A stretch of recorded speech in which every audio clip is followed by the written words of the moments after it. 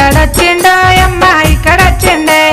బక్క చిక్కిన గొర్రెల మందను తోలుకొచ్చిండే మా ఊరికొచ్చిండే